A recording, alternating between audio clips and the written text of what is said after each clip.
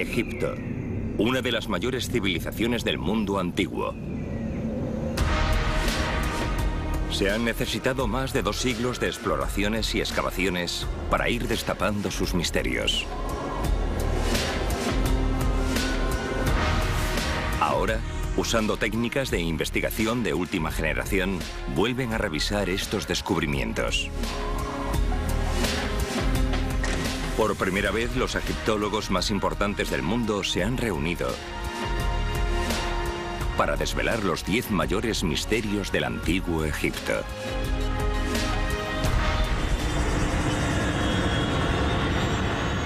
Misterios de Egipto.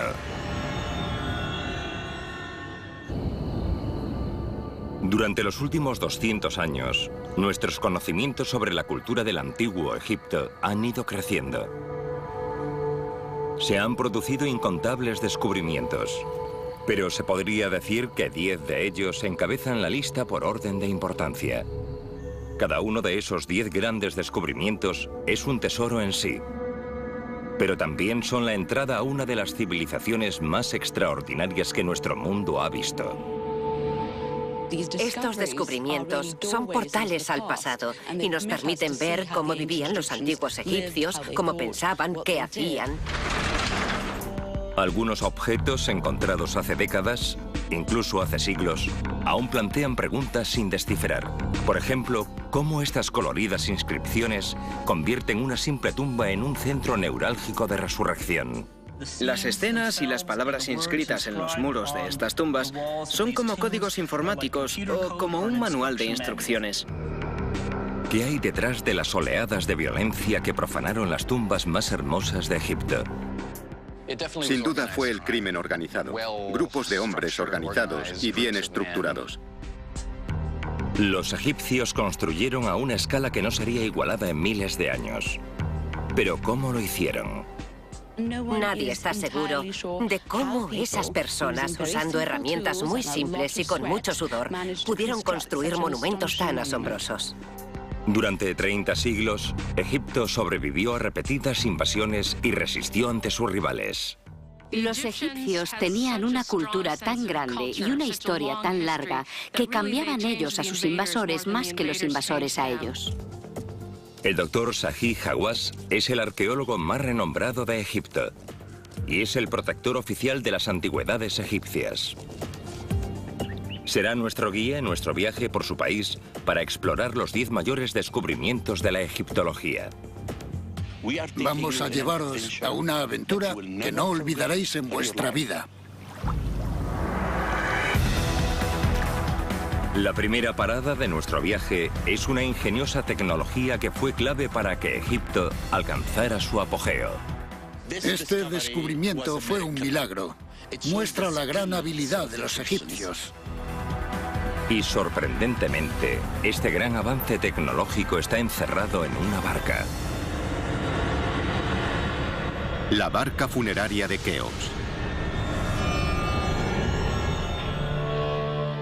Hace más de 4.500 años, el faraón Keops ordenó la construcción de la Gran Pirámide en la meseta de Giza. Pero lo que enterró debajo es tan impresionante como la propia pirámide. Lo extraordinario de este descubrimiento es cómo los egipcios, hace 4.600 años, construyeron este increíble barco. La barca funeraria de Keops es el artefacto más excepcional del mundo. 13 pisos de alto si lo levantas desde el extremo y 1.200 partes unidas por trocitos de madera y una especie de costura. El yacimiento de Giza fue excavado varias veces a lo largo de los años, pero el barco funerario de Keops nunca había sido descubierto. Se descubrió totalmente por accidente. Muchos de los mayores descubrimientos ocurren siempre por suerte. Fue en 1952. El arqueólogo Kamal El Malak supervisaba la limpieza de una zona cercana a la Gran Pirámide. El sur de la pirámide estaba totalmente cubierto de restos y escombros y empezaron a limpiarlos. Mientras lo despejaban, encontraron unas grandes losas de caliza cuidadosamente colocadas. Picado por la curiosidad, El Malak hizo un pequeño agujero en una de las losas. Cuando este hombre pudo ver dentro, me dijo: esto huele a historia. Descubrió 41 enormes bloques de caliza, cada uno de entre 17 y 20 toneladas. Cubrían un pozo profundo de más de 30 metros de largo. Pero fue el contenido del pozo lo que entusiasmó a los egiptólogos. Había un gran montón de madera, cuerdas y remos, que fue lo que lo delató. Esto generó una tentadora pregunta. ¿Por qué habría enterrado Keops una barca en medio de un árido desierto? En 1952, el arqueólogo Kamal El Malak hizo un descubrimiento casual. Una enorme barca junto a la Gran Pirámide de Giza. Lo que no sabía al principio era qué estaba haciendo allí. La respuesta se encontraba en cómo veían la muerte los egipcios. El faraón creía que la pirámide guardaría sus restos mortales, pero su alma se iría a la otra vida. Keops era un rey y un dios, así que cuando murió se convirtió en uno junto al dios Sol. Tras ascender al cielo, el faraón acompañaría a Ra, el dios del sol, en su viaje diario por el más allá. Y se trasladarían en una gran barca. La idea de hacer eso tenía sentido para los egipcios, porque no veían el camino de la barca volando por el cielo, sino más bien por los ríos que rodeaban todo su mundo. En la mente de los egipcios, esta barca tenía otro objetivo obvio y práctico: usarla para el transporte diario en la otra vida. La barca de Keops tenía la función de llevar a su señor por el cielo, pero su lugar en la ceremonia funeraria también refleja la relevancia de los barcos y el agua en la vida de los egipcios. La barca funeraria es un testamento fabuloso de la importancia del Nilo para los antiguos egipcios. Las barcas significaban el Nilo, y en muchos sentidos el Nilo era Egipto. Los egipcios dependían del Nilo para conseguir comida, agua o para regar, pero sobre todo para poder desplazarse de un sitio a otro. El Nilo trajo las riquezas que nutrieron su civilización. Unió el Alto y Bajo Egipto y trajo un comercio vital del mundo exterior. El Nilo fue lo más importante para que los egipcios creasen su civilización. Y por eso se puede decir que, junto a las personas, el Nilo levantó el antiguo Egipto. El duro granito usado para construir los extraordinarios monumentos de Egipto viajó cientos de kilómetros por río desde Asuán. El oro y las joyas se trajeron de Nubia, y los faraones enviaron expediciones comerciales a las tierras de Punt, a miles de kilómetros al sur. El mercado marítimo introdujo enormes cantidades de recursos en el país y permitió a los faraones de Egipto construir un imperio. La importancia de los barcos y los navíos en el antiguo Egipto queda patente en las pinturas encontradas por todo el país.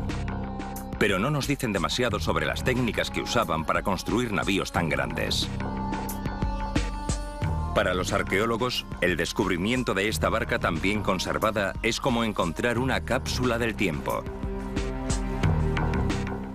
Parece como si los bordes de la madera acabaran de salir del astillero y que no hubiera pasado ni un segundo en vez de 4.500 años. Cada una de las 1.200 piezas del casco fue tallada a mano. Tenemos este complejo puzzle entrelazado formado por los tablones.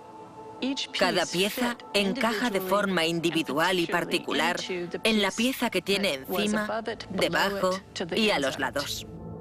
Pero es la manera en la que están unidas lo que es destacable. Los egipcios no usaban clavos ni nada de eso para construir las barcas. Ni tornillos, ni remaches, ni pegamento.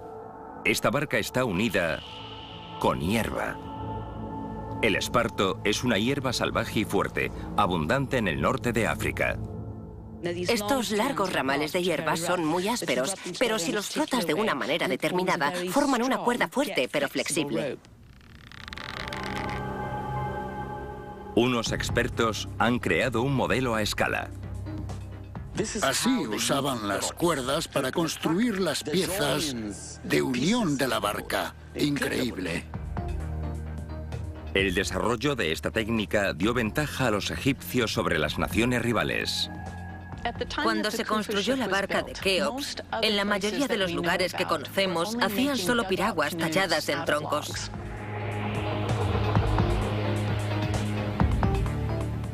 La técnica de barco atado significaba que los egipcios podían construir navíos más grandes que sus competidores, llevar cargas más pesadas, viajar distancias más largas y comerciar por todo el mundo conocido. Los egipcios no remaban solo arriba y abajo por el Nilo. También eran capaces de salir a navegar al Mediterráneo y alcanzar otras zonas más lejanas. La construcción naval fue la base de un tremendo éxito económico.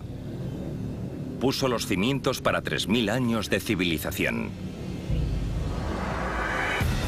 Las riquezas traídas por estos barcos pagaron los gigantescos proyectos de construcción.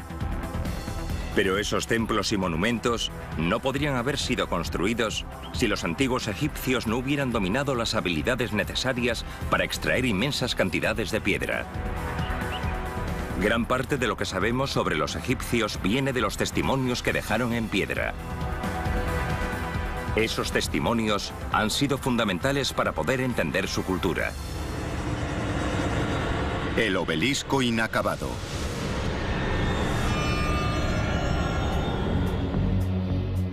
Este es el obelisco inacabado. Pesa más de 1000 toneladas. Si estuviera terminado, mediría 41 metros de alto. Sería el obelisco egipcio más alto jamás levantado.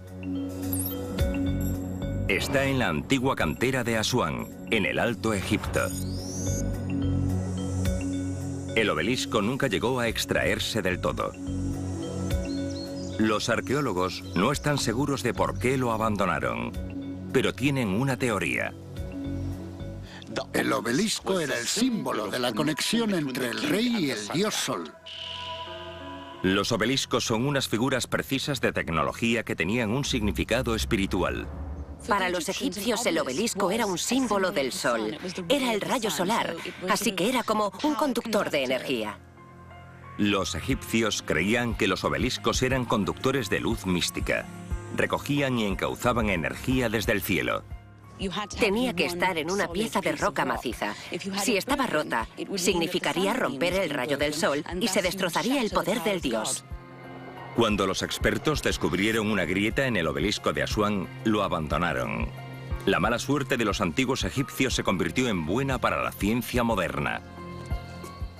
Algo en arqueología casi tan importante como los éxitos son los fracasos. Las pruebas que hay en ese obelisco muestran cómo los antiguos canteros excavaban las enormes piedras. Ofrecen una instantánea de un trabajo en curso de hace 3000 años. Usando las pruebas del obelisco inacabado, los científicos están investigando cómo fue tallado. Empezamos a descubrir cosas asombrosas que enriquecieron los conocimientos sobre los obeliscos por primera vez. Adel Kenali ha dedicado su carrera a investigar las técnicas de las antiguas canteras. Este es un ejemplo de grietas naturales en las capas del granito. Es importante buscarlas antes de empezar a trabajar. El granito tiene líneas de falla producidas de forma natural. Identificándolas y concentrándose en esos puntos débiles, los antiguos ingenieros podrían empezar el proceso de partir la piedra del lecho de roca. Podría ser la manera sencilla de cincelar roca, porque para cortar la pared tienes que ir sacándole trozos, pero siempre está ese plano más débil que ayudaría a separar la roca de una manera rápida. En la segunda fase, los peones usaban piedras para golpear la línea de fractura y desgastar la roca. Estos primeros mazos estaban hechos de dolerita, una piedra mucho más dura que el granito. Pero la técnica requería mucho tiempo y el tiempo era un lujo que los canteros no tenían. Los faraones querían que sus monumentos se hicieran rápido. A muchos les preocupaba no vivir el tiempo suficiente. Una vez terminados, los obeliscos se colocaban en las entradas de los templos. Eran parte del legado de un faraón para la posteridad. Pero el reinado medio de un faraón era de menos de una década, y ninguno confiaría su legado a un sucesor. Tenían toda la eternidad para que sus monumentos durasen, pero solo una vida corta para construirlos. Por el gran número de obeliscos de granito verticales y estatuas que aún se pueden encontrar, está claro que los antiguos canteros encontraron una forma de acelerar el proceso. Lo que tenemos aquí es toda la historia. Es como un libro abierto. Nos dice todo lo que hacían los egipcios. Entre los estratos hay ladrillos de barro carbonizados, astillas de madera quemadas y fragmentos de piedra fracturados por el calor. Por eso Adel Kelani cree haber descubierto cómo los ingenieros egipcios aceleraban el proceso de extracción. Los egipcios usaban el fuego para ayudar a partir la piedra. El calor del fuego provoca que la roca se dilate, y el frío hace que se contraiga. Este proceso debilita e incluso puede partir la roca. En teoría, si los egipcios podían controlar este proceso de calor y frío, podrían partir grandes secciones de granito. Pero Adel no ha probado la teoría hasta ahora.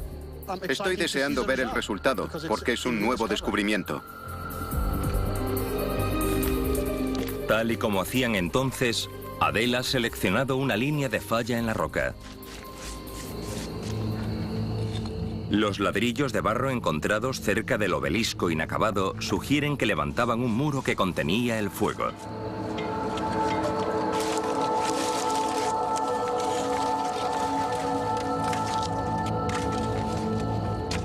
El fuego aumenta la temperatura hasta los 425 grados Celsius. Esto dilata y tensa la roca.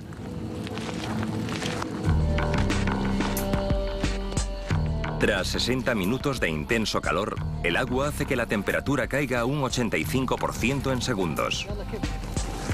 Y la roca se contrae rápidamente.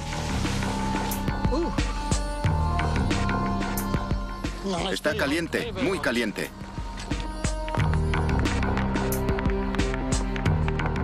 Ahora Adel puede ver si la piedra debilitada se parte más fácilmente que una segunda fractura sin tratar.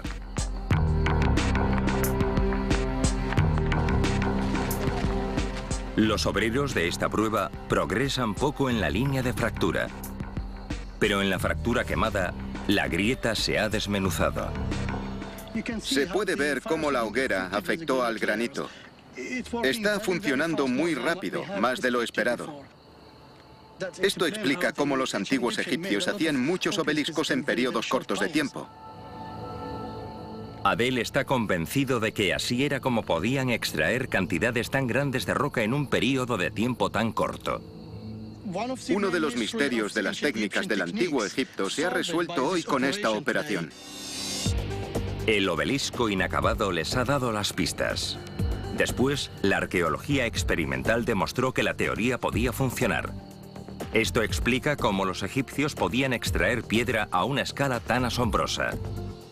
Hemos descubierto exactamente cómo cortaban un obelisco. Esos magníficos monumentos aún tienen el poder de sobrecoger. Fueron construidos hace miles de años sin ninguna técnica moderna. Y solo estamos empezando a entender cómo. Pero el tercer descubrimiento nos lleva más allá de la tecnología, a los maestros constructores de Egipto. Los hombres que crearon uno de los monumentos más reconocibles de la historia. La Gran Pirámide. Nadie está seguro de cómo esas personas, usando herramientas muy simples y con mucho sudor, pudieron construir unos monumentos tan asombrosos. Ahora, la ciencia moderna está a punto de arrojar luz sobre este misterio. Las tumbas de los trabajadores de la pirámide.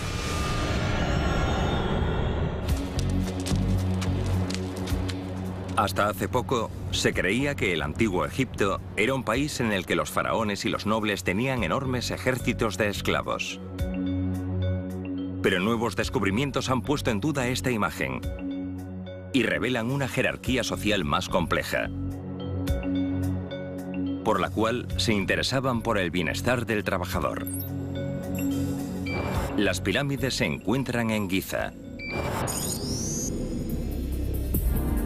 Hace 4.500 años, el gran faraón Keops ordenó la construcción de la que sigue siendo la tumba más grande jamás construida. Se eleva 150 metros sobre la meseta y pesa 6 millones de toneladas. La Gran Pirámide es tan grande que algunos afirman que tuvo que ser construida por alienígenas o sacerdotes con poderes místicos. Su magnitud va casi en contra de toda explicación racional. Hasta hace poco muchos creían que había sido construida por miles de esclavos. Pero ahora el Dr. Hawass ha hecho un descubrimiento que arroja nueva luz sobre la pregunta de quién construyó las pirámides. Pude escribir la historia de los constructores de la pirámide por el descubrimiento de las tumbas de sus constructores. El descubrimiento es un relato de un paciente trabajo detectivesco y de ciencia forense arqueológica.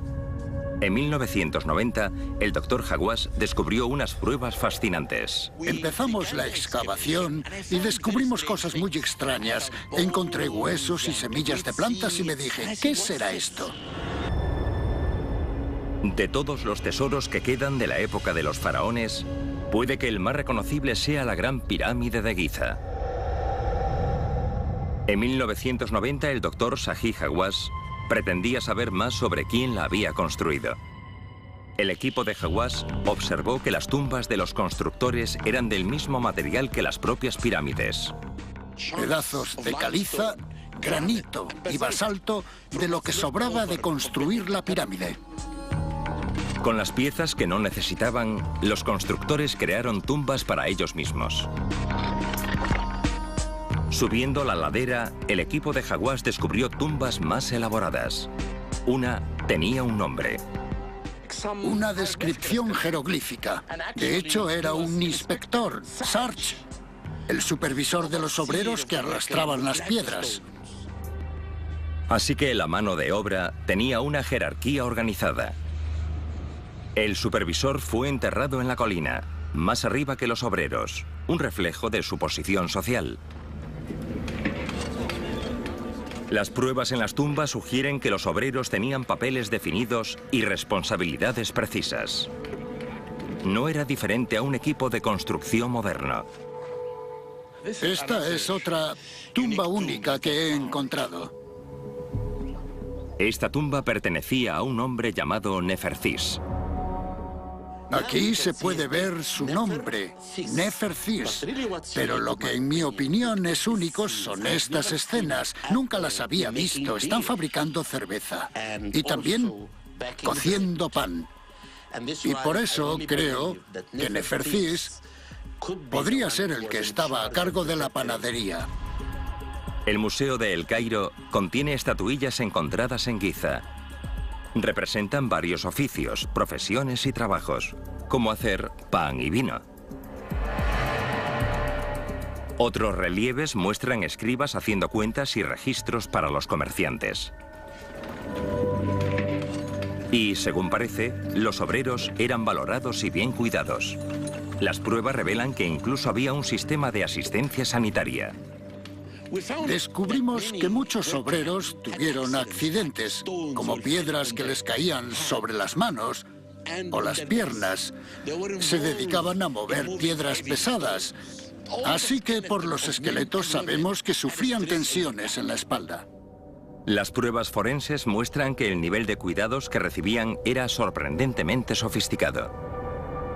Janet Mons es antropóloga especializada en el estudio de huesos antiguos. La radiografía muestra evidencias claras de que en algún momento, antes de la muerte del individuo, el hueso se fracturó. Los huesos están bien encajados. Probablemente fueron inmovilizados durante un tiempo. Y se podría decir que para los estándares actuales se aprecia un proceso de curación realmente espléndido. Hizo un buen trabajo.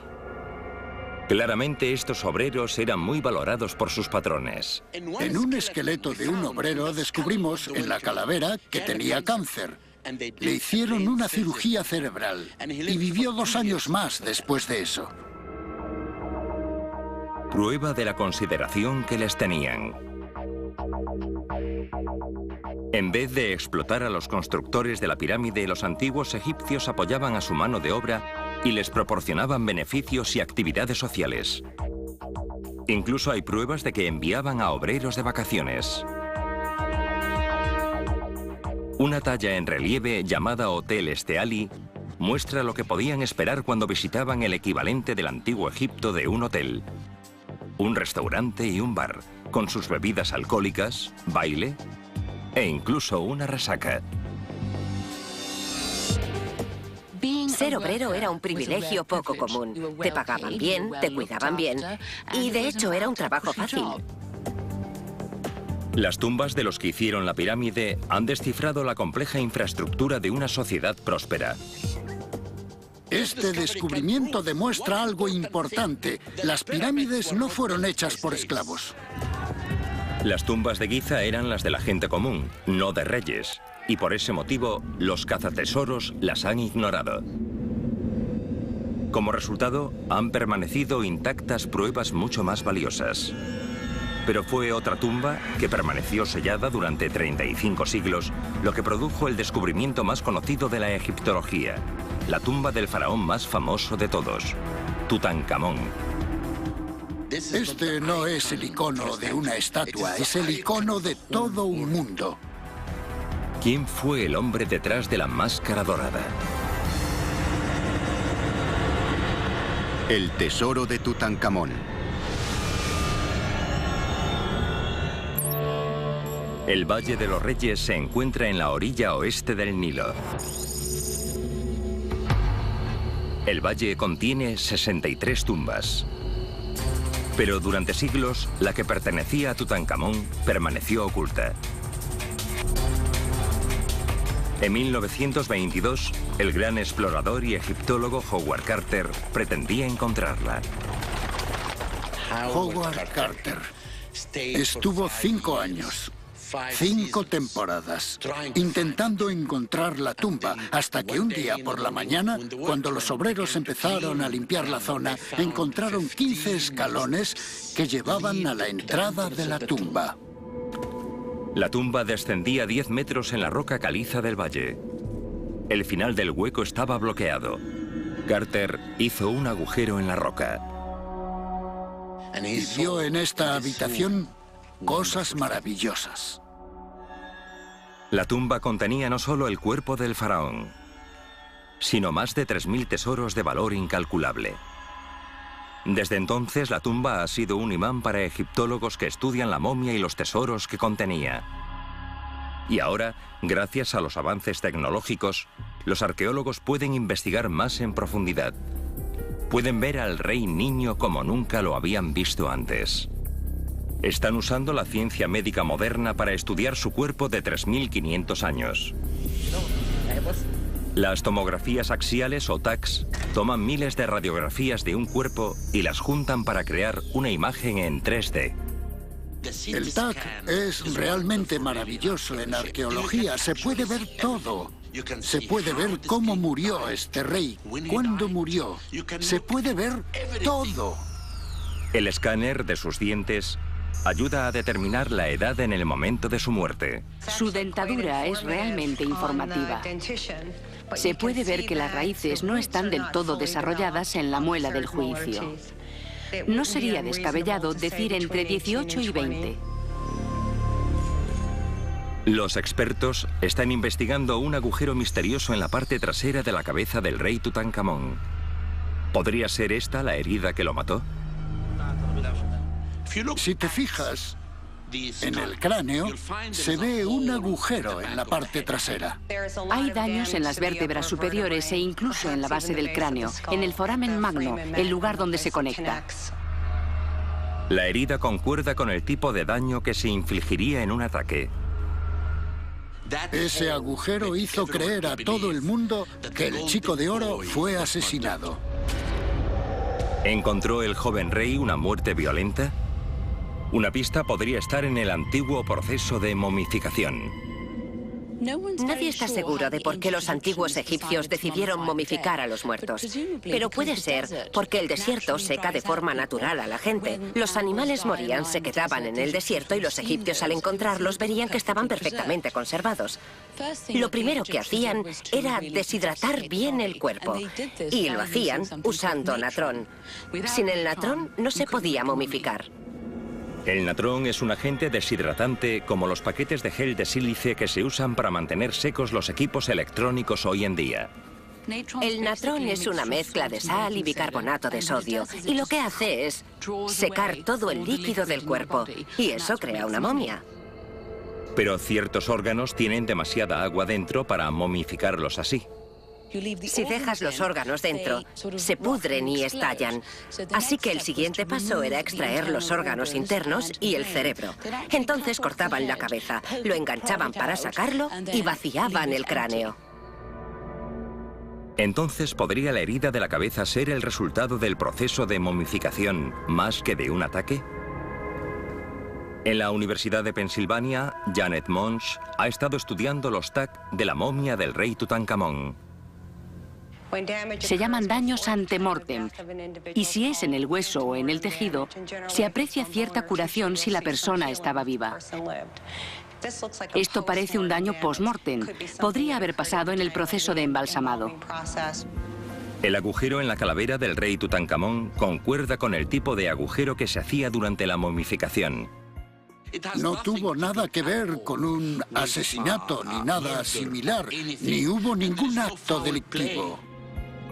Cómo murió el rey sigue siendo un misterio, pero la ciencia puede ayudar a desvelar cómo vivía.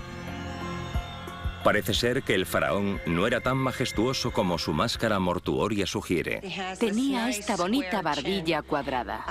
Aparte de eso, su cara era estrecha y delgada. No deberíamos burlarnos del rey, pero si el rey estuviera en el patio del colegio, sería el niño al que le pondrían el mote de ratón o algo parecido. Los escáneres muestran que el rey niño tenía dientes de conejo, a diferencia de su famosa máscara.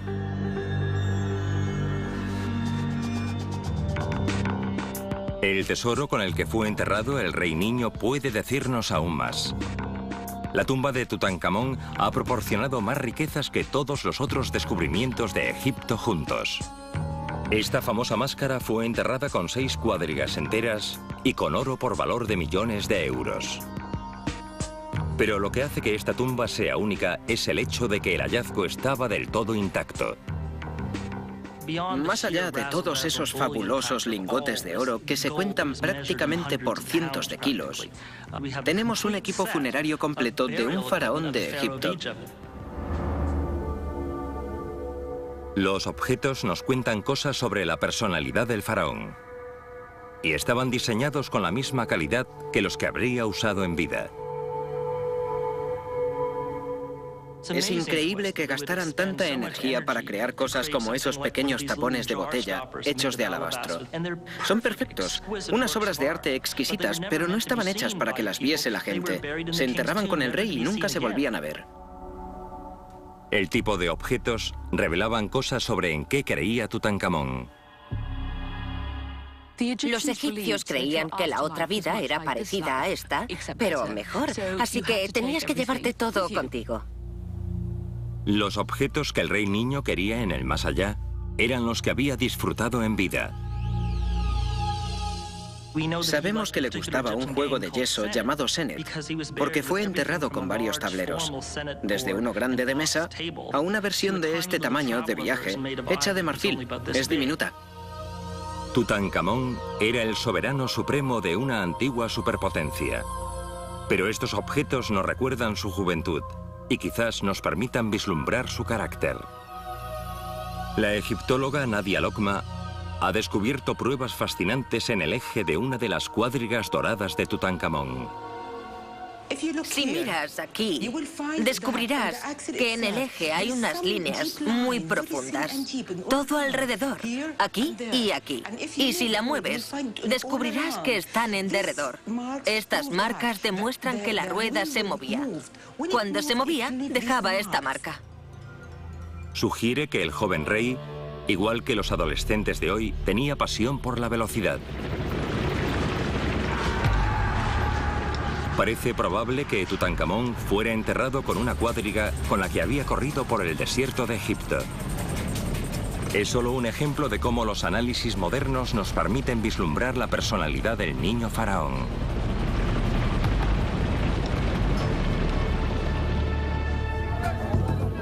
Mientras el descubrimiento de Howard Carter mostró el faraón al mundo, la ciencia moderna está mostrándonos al hombre.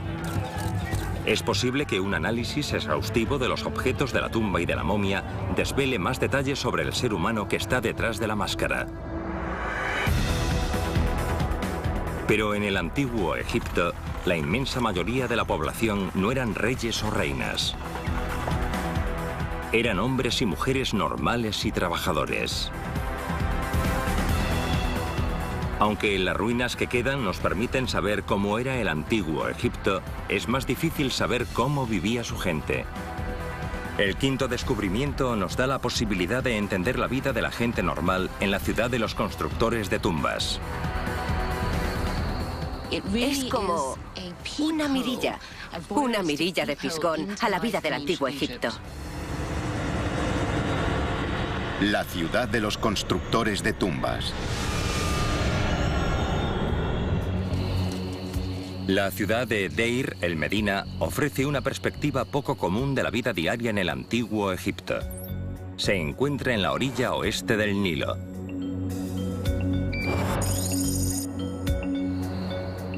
Los restos de una ciudad egipcia sin contaminar son un descubrimiento excepcional y muy valioso.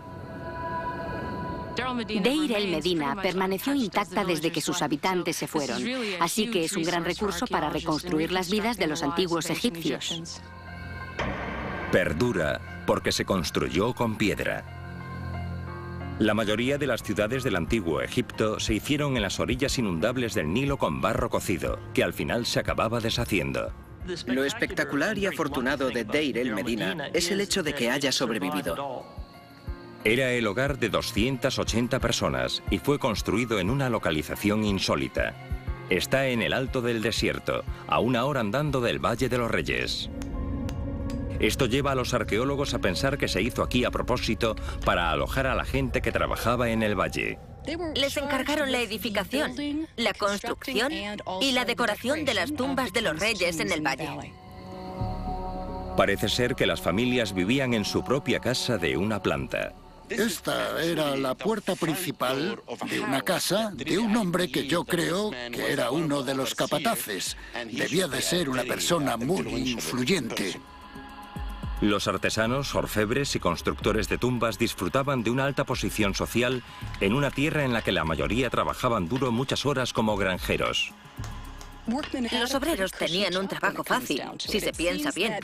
Parece que de media trabajaban 2 o 3 días. Recibían pescado y vino en ocasiones especiales. Probablemente les gustaba el trabajo que tenían. Además de construir tumbas de faraones, los habitantes de Deir el-Medina construyeron las suyas propias. Y examinando las obras de arte de sus paredes, los arqueólogos pueden empezar a hacerse una imagen de la gente que vivía allí. A 1 hora a pie del Valle de los Reyes están los restos de una ciudad excepcionalmente intacta. Es una ventana a la vida de los antiguos egipcios. Podemos aprender mucho sobre la vida diaria gracias a las tumbas de Deir el-Medina. El arte muestra una comunidad floreciente de gente de éxito y próspera. Pero las pinturas murales revelan cómo los habitantes querían ser vistos, no cómo eran en realidad. Cuando observas las tumbas y los monumentos, están posando, van con la ropa de los domingos, están viviendo una vida ideal. Pero solo es un ideal. Pero hay pistas en Deir el-Medina que sí arrojan luz sobre la vida privada de sus ciudadanos. Pasaban muchas cosas. Cosas de las que no querían que te enteraras. Las pistas están por todas partes. Los alrededores de la ciudad son de caliza, así que cualquier trozo de montaña que se soltara con una cara plana como esta era una superficie potencial para escribir. Y los residentes de Deir el Medina explotaban ese potencial al máximo. Para los antiguos egipcios esto sería como un post-it. Podían usarlo simplemente agachándose y cogiendo un trozo del suelo. Ya está, material para escribir. Estos trozos, conocidos por la palabra de origen griego ostracón, se usaban tanto para registros oficiales como para notas privadas. Deir el Medina nos da una buena idea sobre una amplia muestra de la sociedad. No eran solo los hombres, sino también las mujeres. Las pruebas arrojan luz sobre un aspecto poco conocido del antiguo Egipto: el papel de la mujer en la sociedad. Vemos sus actividades económicas y administrativas, sucesos en los que participaban, como por ejemplo contratos legales en los que demandaban a alguien por el impago de bienes o servicios. Tenemos pruebas de mujeres que tenían propiedades, su propio trabajo y sus propias vidas. Las mujeres en el antiguo Egipto tenían derechos, más incluso que las mujeres de la sociedad romana y griega, e incluso más que las de la Europa de los siglos XVI y XVII. Los ostracones que usaban para enviar mensajes entre amigos suponen pruebas de un valor incalculable de cómo vivía realmente el egipcio medio. Podemos ver a los verdaderos egipcios soltándose de verdad. También revelan cómo pasaban el tiempo en su vida personal.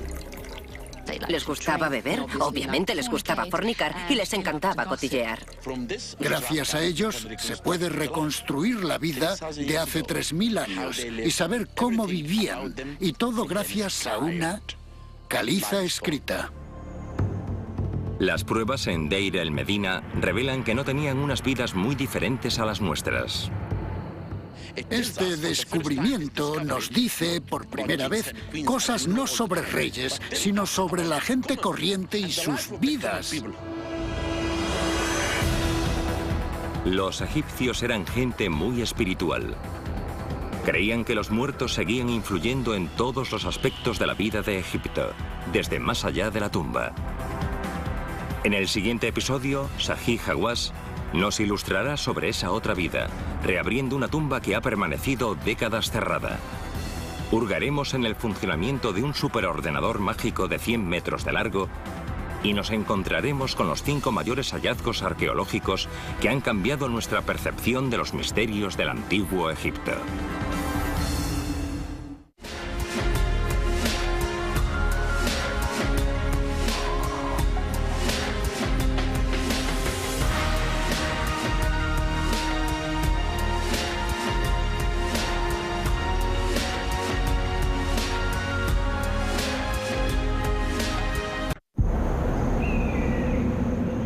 Egipto, una de las mayores civilizaciones del mundo antiguo.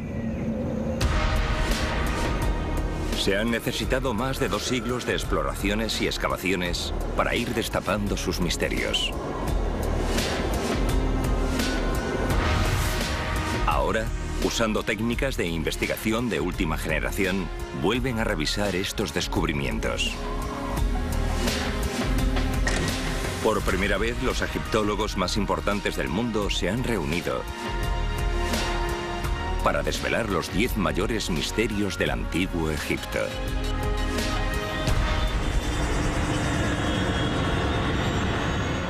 Misterios de Egipto.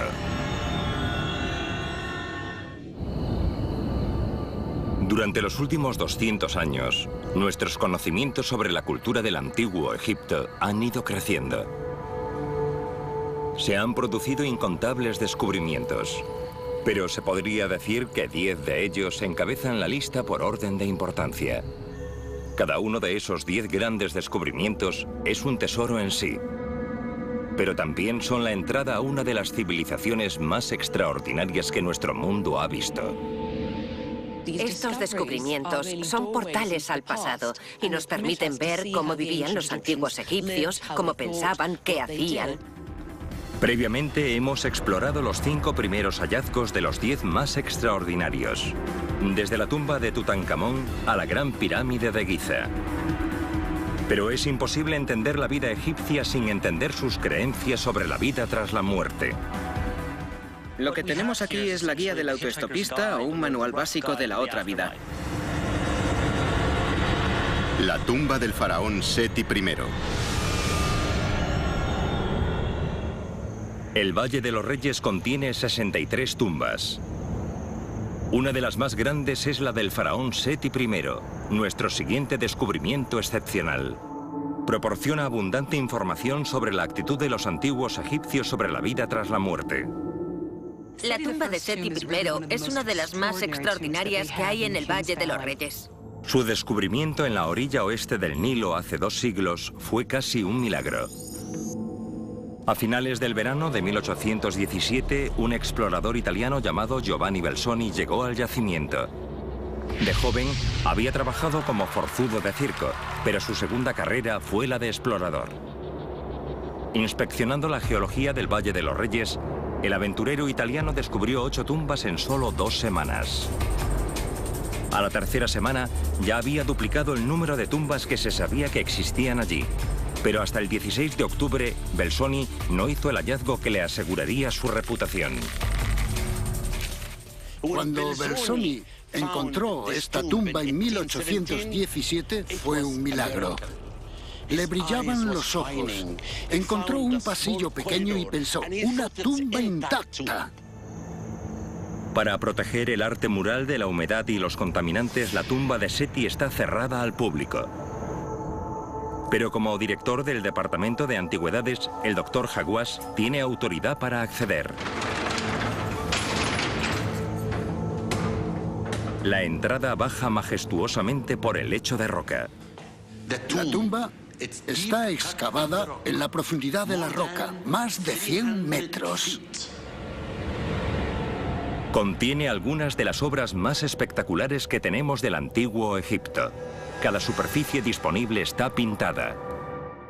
Lo que te deja sin aliento no es solo la belleza de las formas, sino también los colores tan vivos empleados. Una de las bellas escenas muestra la relación entre Seti I y la diosa Nut.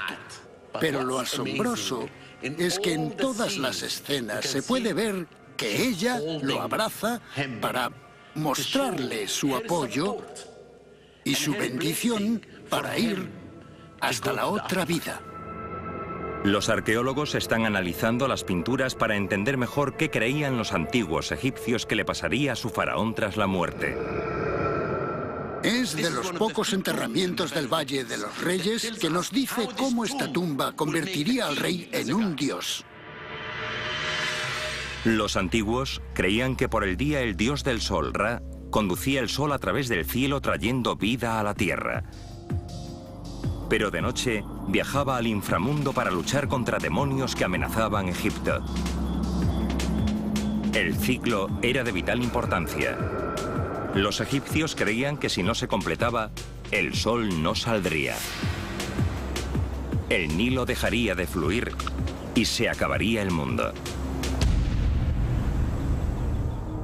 La tarea de Seti después de su muerte sería ayudar al dios en esta lucha. El rey se unía al ciclo solar durante las horas que pasara por el inframundo. Y era muy importante que formara parte de ese ciclo porque era su función en el otro mundo. Pero el faraón tenía que asegurarse de resucitar después de su muerte. La obra de arte que Seti encargó para su tumba no solo contaba una historia. Tenía el propósito de contener un código mágico que garantizaría el cumplimiento de sus obligaciones celestiales. De los 10 mayores misterios del antiguo Egipto, la tumba de Seti I es lo que más cosas indica de las creencias de los egipcios sobre la otra vida. Las pinturas de la tumba revelan que tras su muerte, el faraón debía resucitar y ayudar al dios del sol, Ra, en su lucha contra los demonios del inframundo.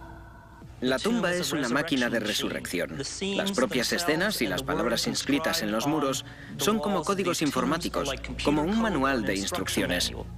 La obra de arte codificada deja totalmente claro que para los egipcios estos rituales tendrían consecuencias reales.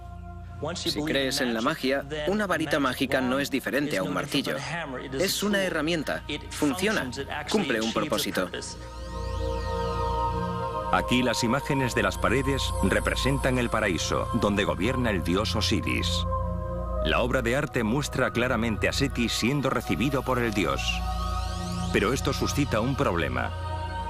¿Cómo podría estar Seti con Osiris en el paraíso al tiempo que está en el inframundo con Ra luchando contra demonios? La respuesta está en la idea que los egipcios tenían de lo que era posible en la otra vida.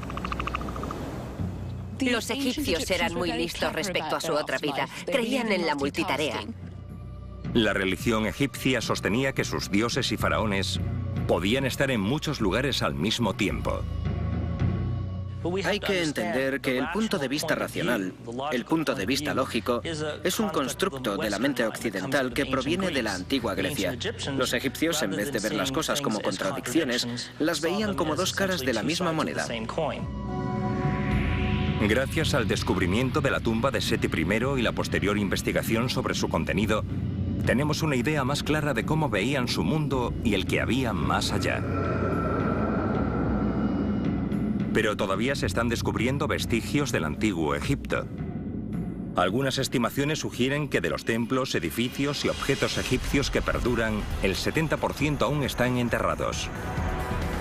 Como el templo perdido de Akhmin. El templo perdido de Akhmin.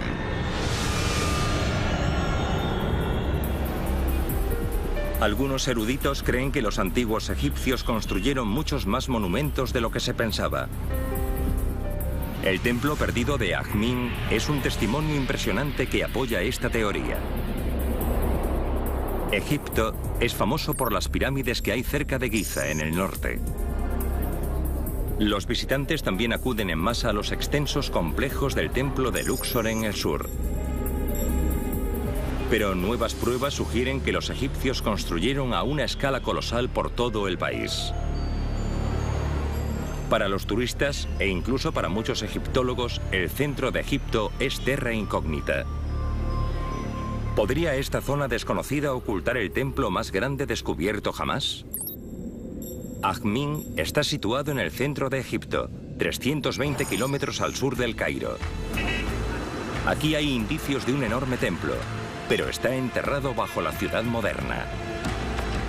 Es difícil para los arqueólogos trabajar en asentamientos egipcios por un motivo. Si era un buen lugar para vivir en el pasado, lo es en el presente, y la gente sigue viviendo allí. Uno de los problemas de Akhmin es que es un pueblo vivo y una ciudad que ha crecido con los milenios. Así que el antiguo centro de Akhmin fue absorbido por el desarrollo urbano. Pero la urbanización de la ciudad moderna puede ser una ventaja.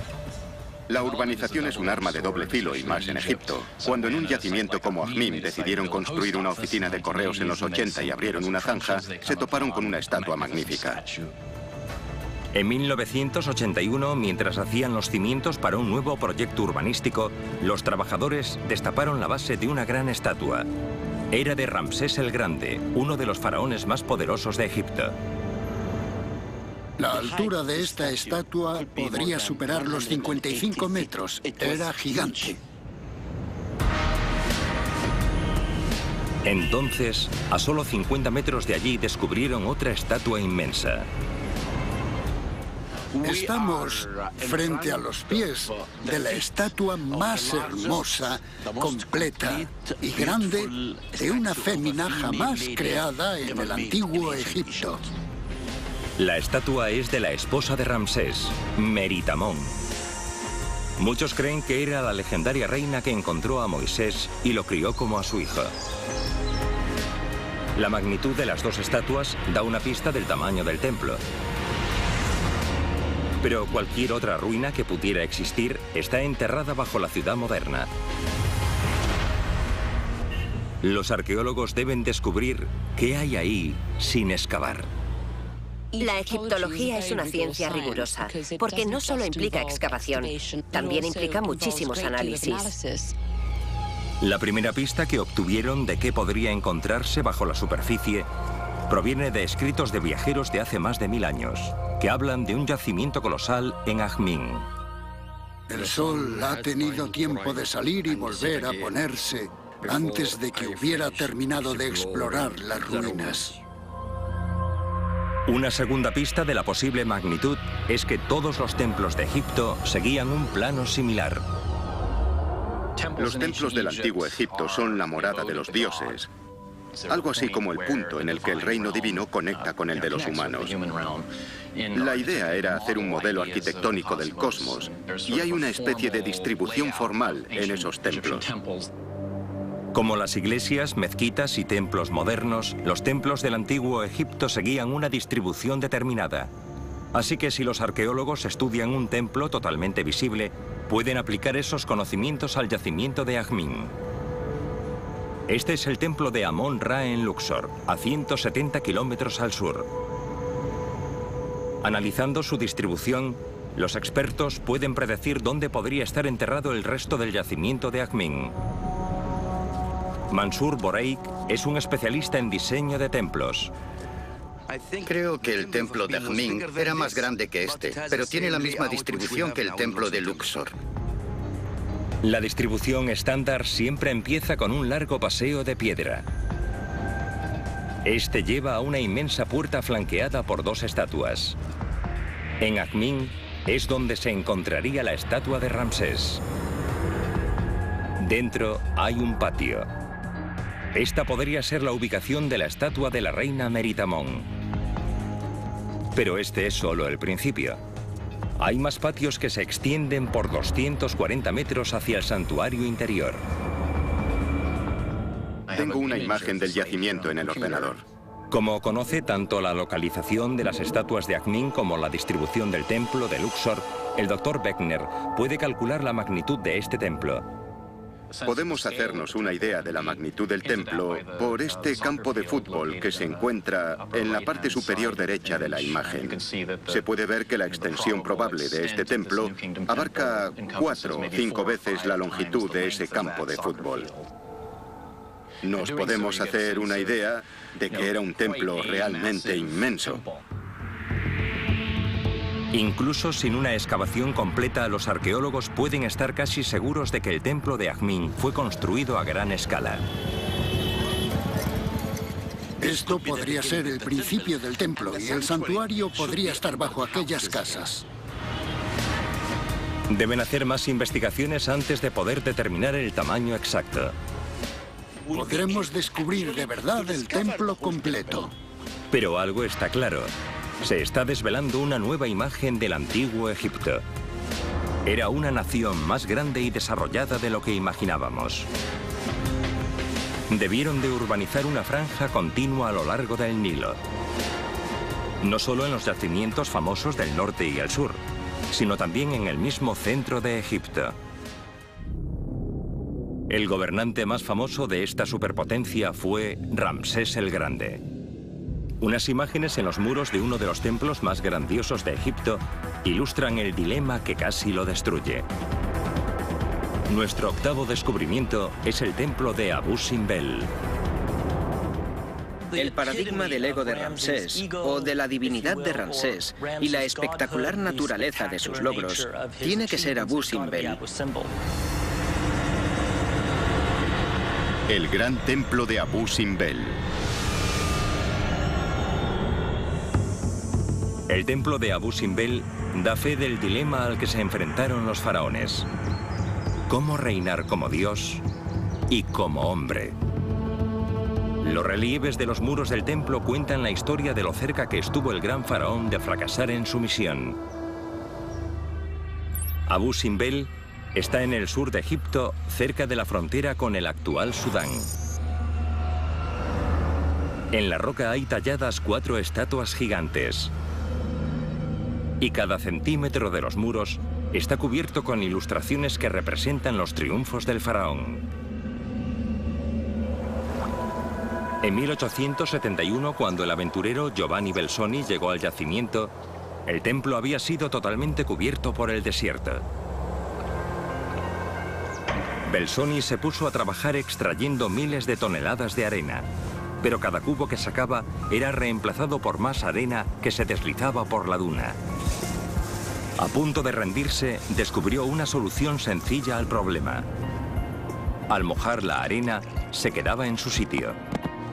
Tras 4 años de lucha, Giovanni Belzoni finalmente encontró la entrada del templo y se convirtió en el primer hombre en entrar en siglos. El templo de Abu Simbel fue construido en honor al rey y guerrero más importante de Egipto, Ramsés II, también conocido como Ramsés el Grande. Ramsés II fue uno de los reyes más famosos de la historia del antiguo Egipto. Reinó más de 67 años y convirtió la tierra de Egipto en un museo abierto de sus logros. Pero el análisis del arte mural y las estatuas han revelado las luchas a las que se enfrentó Ramsés como líder de Egipto. Su primera función era defender la nación. Era el campeón guerrero, el héroe que defendió Egipto de todos sus enemigos. Su segundo rol era uno religioso. El rol del faraón en lo religioso no era solo de líder de los fieles o intermediario entre la humanidad y los dioses, sino que el rey tenía un pie en el mundo divino y otro en el mundo humano. Su autoridad y poder dependían de su habilidad para cumplir con esos dos papeles. Pero Ramsés tenía tanto éxito como guerrero que al final se quedó sin enemigos con los que luchar. Y eso pudo minar su posición como gobernante. Unos relieves dentro del templo ilustran este dilema. La historia empieza con una batalla. Ramsés II tuvo una batalla grande e importante, la batalla de Kadesh contra los hititas. Los hititas tenían un imperio que se extendía desde el norte de Turquía hacia Siria. Entre ellos y los egipcios se encontraba la ciudad de Kadesh. Los relieves de Abu Simbel contienen el testimonio completo más antiguo de una contienda militar descubierto hasta ahora. La batalla fue brutal. Aquí, la figura muestra a los egipcios atacando y castigando a los hititas. Los están atacando con mucha fuerza. Los contendientes estaban casi igualados. Lo que hace que Kadesh sea tan singular es que fue un choque entre imperios. Ramsés tuvo que enfrentarse a todo el ejército hitita con todos sus aliados en el campo de batalla. Y de hecho creo que era algo poco común en la historia antigua que dos grandes ejércitos se enfrentaran en el campo de batalla. Los relieves de Abu Simbel representan un conflicto violento librado con la tecnología más avanzada de la época. Tenían por primera vez carros de guerra y caballos, y así es como pudieron construir el imperio. Un carro egipcio era muy fácil de maniobrar. Giraba en muy poco espacio. La guerra con carros consistía en avanzar a 50 por hora hacia el enemigo, disparando todas las flechas posibles y después dar la vuelta en retirada. Eran como carreras de bombardeo. Se acercaban disparando sus flechas y después los conductores viraban y se iban al galope hasta estar fuera del alcance enemigo, para realizar otra incursión.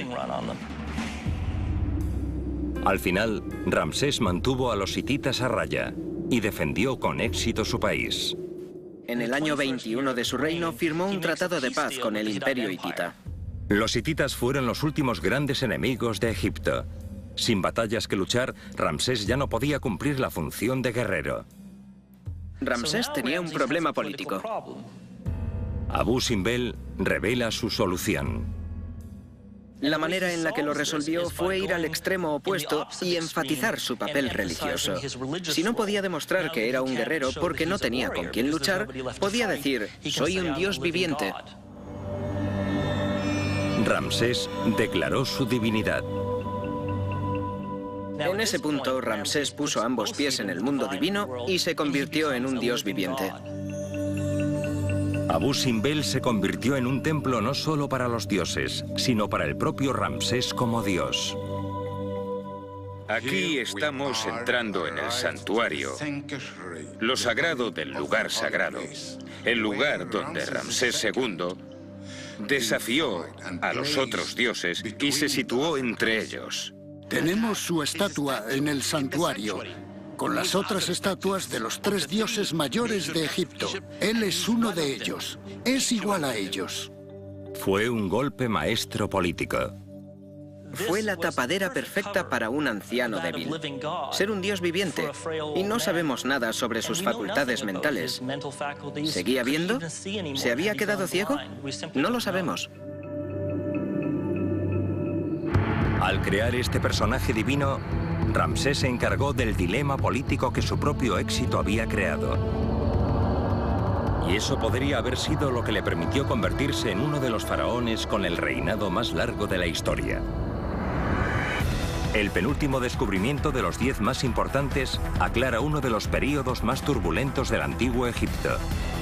Es un relato de crimen organizado, robos, asesinatos y terrorismo consentido por el Estado. Los 10 mayores descubrimientos de Egipto nos muestran el mundo de un imperio que duró 3000 años. Parte de lo que sabemos del antiguo Egipto viene de las tumbas de los faraones. Pero estas tumbas también dieron lugar a un misterio desconcertante. Una y otra vez, cuando descubrían una tumba, estaba vacía. No había momias. Uno de los descubrimientos más importantes de la arqueología egipcia fue el hallazgo del escondite real. Los egiptólogos se vieron cara a cara con un quién es quién entre los grandes reyes. El escondite secreto de momias.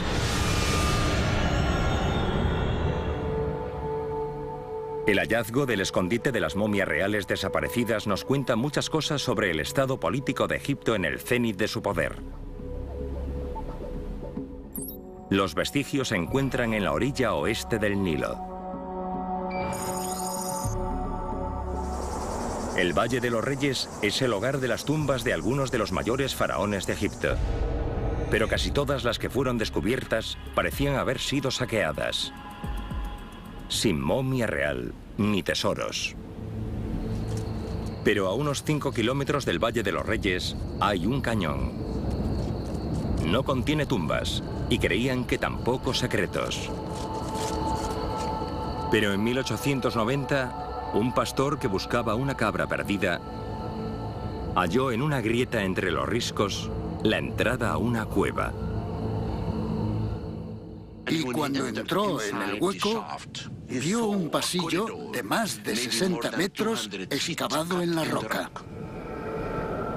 Dentro estaban los restos de más de 50 enterramientos diferentes, incluidas las momias de algunos de los mayores faraones de la historia.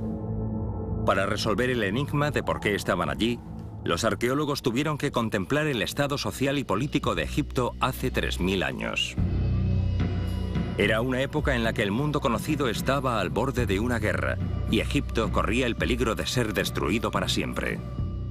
Se estaban maquinando cosas a nivel mundial e iban a surgir grandes imperios de forma consecutiva. Iban a por Egipto porque era de los más ricos del Mediterráneo. Unas sequías severas y las luchas internas entre facciones políticas habían llevado casi a la anarquía.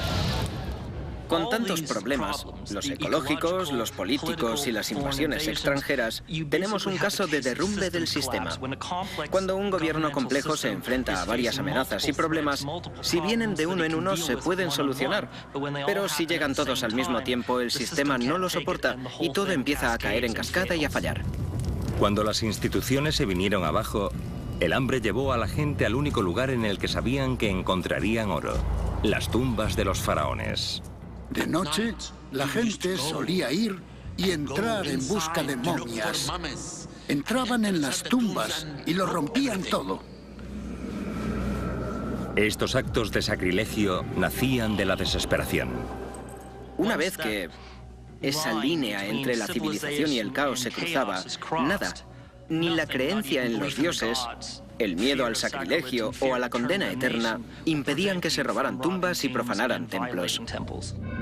Pero no era obra de un criminal cualquiera. Sin duda era el crimen organizado.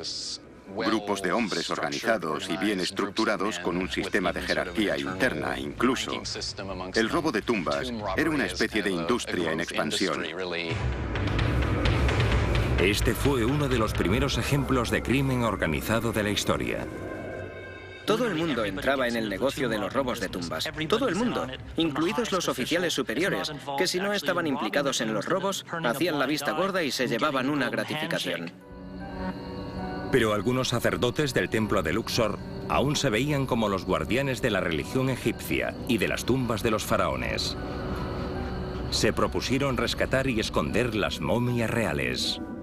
Querían proteger a los reyes. Cogieron todas las momias y las enterraron aquí, lejos de todo el mundo. No le revelaron el secreto a nadie. Gracias a que los sacerdotes salvaron esas momias, los científicos pueden estudiar los restos de algunos de los gobernantes más poderosos de la antigüedad. Si cierras los ojos y retrocedes miles y miles de años, puedes imaginarte vivos a estos reyes.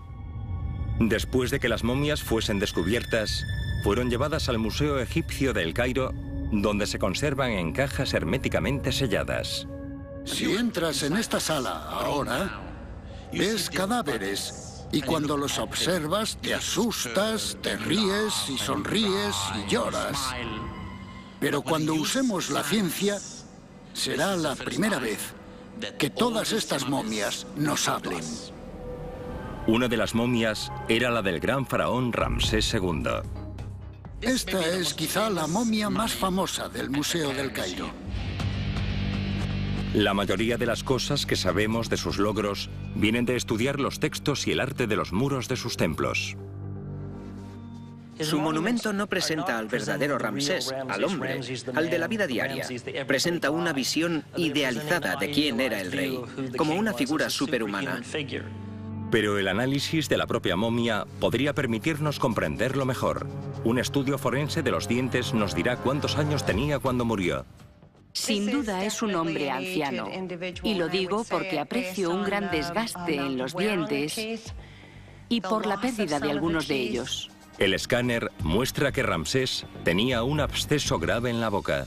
Solo los dientes le habrían provocado una agonía durante las últimas décadas de su vida. Pero cuando se descubrieron estas momias reales, lo más revelador fue lo que faltaba. Los faraones habían sido enterrados con tesoros de valor incalculable, pero ninguna de esas momias fue encontrada con nada valioso. Cuando ves esos féretros desmontados, te das cuenta de que el oro y otras joyas y adornos han sido sistemáticamente arrancados de ellos. Esto demuestra algo más siniestro que los robos de tumbas a medianoche. Cuando alguien roba una tumba en medio de la noche y tiene miedo de que lo maten o de que un dios lo fulmine, va a toda prisa, con miedo. Intentará coger lo que pueda y salir corriendo.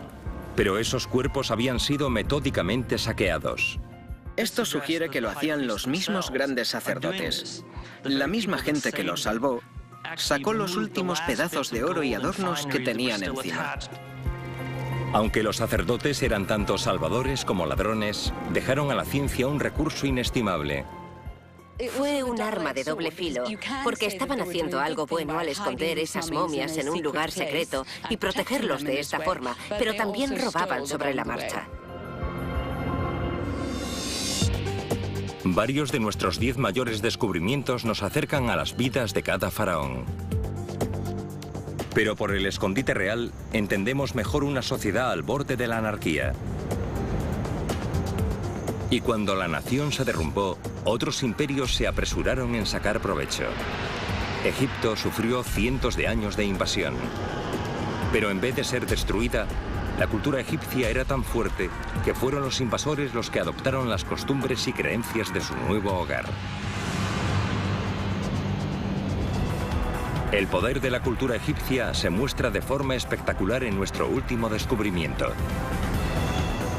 Las pruebas están tanto encima como debajo de la arena del desierto.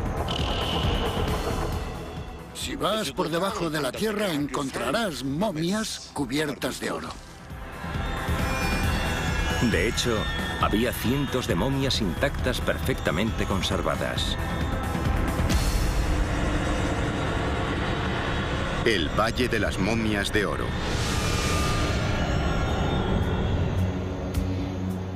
A lo largo de su historia, Egipto fue atacado por muchos imperios. Los restos muestran que la cultura egipcia tenía la fuerza para perdurar. La cultura egipcia, la sociedad egipcia y sus creencias religiosas conquistaron a los conquistadores. El oasis de Bajarilla, en el desierto líbico. Las primeras pistas de que esta es una zona poco común están en la superficie. El suelo del valle está plagado de huesos y calaveras. Son partes de cadáveres enterrados, extraídos por animales, y una señal de que podría haber más secretos bajo la arena. El descubrimiento no fue hecho por ningún aventurero, ni por ningún arqueólogo. El descubrimiento se produjo por accidente. En 1994, un burro se perdió en el desierto. Cuando el dueño fue en busca del animal, lo encontró parado mirando un agujero en la arena. Miró dentro del agujero y encontró momias. Yo vine y empecé una excavación, fue como un sueño. El descubrimiento de tantas momias intactas fue un regalo para la ciencia moderna. Al principio de la arqueología egipcia, los primeros egiptólogos excavaron muchos cementerios, desenterraron cuerpos y huesos y tiraron las momias, las dispersaron. Desecharon las momias de maneras que dejaron atónitos a los arqueólogos modernos. Incluso las usaron para hacer fuego, para cocinar. Las momias encontradas en Bajarilla son un recurso poco común, sin contaminar y sin desperfectos. Tenemos toda una población, generación tras generación, en un solo lugar. Hace más de 2 milenios, Egipto fue invadido por los romanos. Muchos se establecieron aquí. Las momias enterradas en este valle eran de algunos de esos romanos. Pueden datarse sobre el año 300 a.C. Iban tras Egipto porque era uno de los países más ricos del Mediterráneo. Tenía todo el oro de África, sus cereales y todos los recursos del faraón. Era una pequeña joya de la corona para cualquier imperio. Aquí, los asentamientos fueron destruidos con el tiempo. Pero los estudios de las momias revelan que nada pudo destruir la cultura egipcia. Los egipcios tenían un sentido tan grande de la cultura y una historia tan larga que cambiaban ellos a sus invasores más que sus invasores a ellos. Estas eran momias romanas, pero la cultura egipcia determinó la forma de enterrarlas. La momificación empezó en el 3000 a.C. y siguió durante toda la historia de Egipto hasta la época romana. Hasta que llegaron a Egipto, los romanos envolvían sus cadáveres con tiras de lino. Al principio, la mayoría de las momias tenían la cara cubierta con lino, como esta. Pero los egipcios creaban féretros y máscaras mortuorias con cara. Aquí tenemos esta máscara con cara, y todas las otras momias tienen máscaras. Las máscaras reflejan el cambio gradual del estilo romano al egipcio, a medida que los invasores iban asimilando a las costumbres locales. Se puede ver esa unificación cultural, esa fusión, sucediendo ante tus ojos, generación tras generación. Pero las momias guardaban otro secreto. Para investigarlo, se llevaron varias a una instalación en la que las limpiaron y restauraron. Ahora se puede observar un hecho revelador. Las momias están cubiertas de oro. A los antiguos egipcios les encantaba el oro. Obviamente era de las cosas más caras del mundo antiguo, pero lo más importante para ellos era que creían que el cuerpo de un dios estaba hecho de oro. Eso concordaba con lo que los antiguos egipcios creían sobre la reencarnación y la vida tras la muerte. Cuando mueres, pasas de ser un ser mortal a uno divino. Por eso tenían oro encima, a veces literalmente sobre la cara y otras en los féretros y sarcófagos, porque eso mostraba que habías pasado del estado mortal al divino. Las momias son la prueba de que los romanos adoptaron el uso egipcio del oro en sus creencias religiosas. Pero al mismo tiempo el diseño y el estilo de las caras reflejan la influencia de los nuevos colonos. Los egipcios aceptaban nuevas culturas y se adaptaban para incluirlas.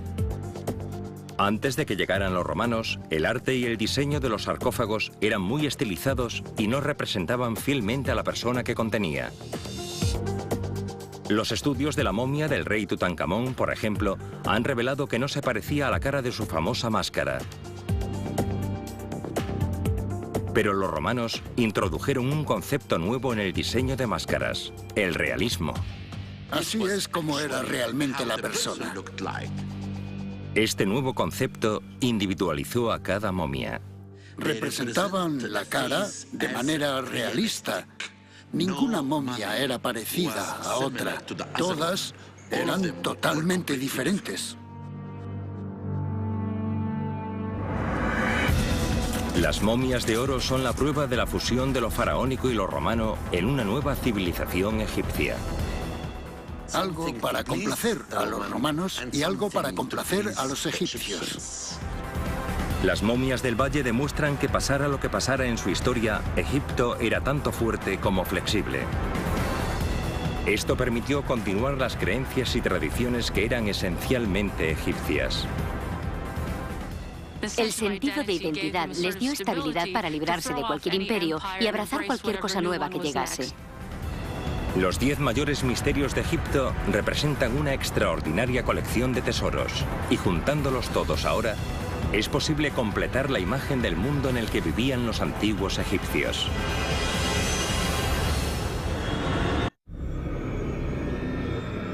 Los descubrimientos del antiguo Egipto han abarcado años de aventuras y búsquedas. Desde los primeros cazatesoros hasta las modernas técnicas forenses, cada hallazgo ha arrojado luz sobre una civilización que empezó hace 50 siglos. Los antiguos egipcios fueron las personas más fascinantes y divertidas que vivieron en el mundo antiguo. Pero la egiptología no solo posee información para académicos y científicos. También resuena en el mundo moderno, incluso en la actualidad. El legado del antiguo Egipto perdura 2000 años después de que la propia civilización se derrumbase. Es la madre de muchas tradiciones culturales que consideramos derechos de nacimiento, incluso en el contexto americano o europeo actual. Uno de los legados más importantes que dejaron los antiguos egipcios a la era moderna es la medicina. El primer dato sobre un cirujano profesional es de un hombre llamado Imhotep, que trabajó en Egipto hace casi 5000 años. Las habilidades quirúrgicas fueron desarrolladas no para mantener viva a una persona en esta vida, sino para conservarla para la siguiente. Los estudios de los cuerpos momificados de los faraones han revelado su impresionante pericia en disección. La momificación era un procedimiento complicado que requería una cuidadosa extracción de los órganos clave, sin dañar el propio cuerpo. Al igual que la cirugía moderna, la momificación requería fuertes conocimientos de anatomía. Y la medicina no es la única en deuda con los antiguos egipcios. Las técnicas de construcción moderna dependen de los conocimientos desarrollados a lo largo del Valle del Nilo hace más de 4500 años. La Gran Pirámide de Giza se construyó con tal precisión que su ancho varía menos de 5 centímetros en sus 230 metros de longitud. El matemático y filósofo griego Pitágoras es conocido como el padre de los números. Y se educó en Egipto, donde se dice que aprendió mucho sobre geometría y puede que incluso se inspirara para desarrollar el teorema que lleva su nombre.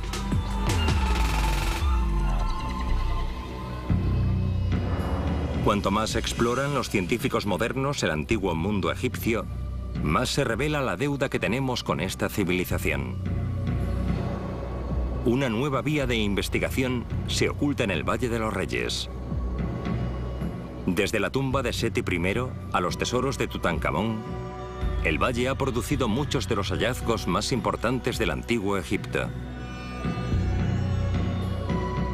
Pero aún podría guardar más secretos. Esto se confirma con el descubrimiento en 2006 de una tumba nueva llamada KV63. Y muchos científicos creen que aún hay muchas más tumbas por descubrir en el valle. Los textos nombran a muchos más faraones que el número de tumbas descubiertas. Las investigaciones proponen nuevas maneras de buscar las tumbas que faltan. Los arqueólogos sugieren ahora que los antiguos egipcios buscaban puntos débiles naturales en las rocas para que les fuera más fácil esculpir. En cuanto encontraba la zona de la concentración de la fractura, el constructor de la tumba podía seguirla todo a lo largo porque era casi una línea recta. Richard Parisek inspecciona esas fracturas en el Valle de los Reyes. Si los antiguos ingenieros cavaban tumbas en líneas de fractura hace miles de años, esos puntos débiles podrían revelar nuevos tesoros. Esto nos da un patrón de búsqueda que podría decir, si vas a buscar, incluye esto como parte de tu técnica de búsqueda. Solo el tiempo dirá si este enfoque producirá un descubrimiento tan asombroso como la tumba del rey Tutankamón. Pero todos los arqueólogos están de acuerdo en una cosa: aún queda más por descubrir. Las futuras generaciones tendrán otra idea de los 10 mayores descubrimientos y de su importancia, gracias a los métodos que siguen evolucionando en la arqueología. Y mientras el mundo moderno sigue maravillándose con estos magníficos hallazgos, los descubrimientos del mañana prometen darnos más para comprender mejor una de las mayores civilizaciones de la historia.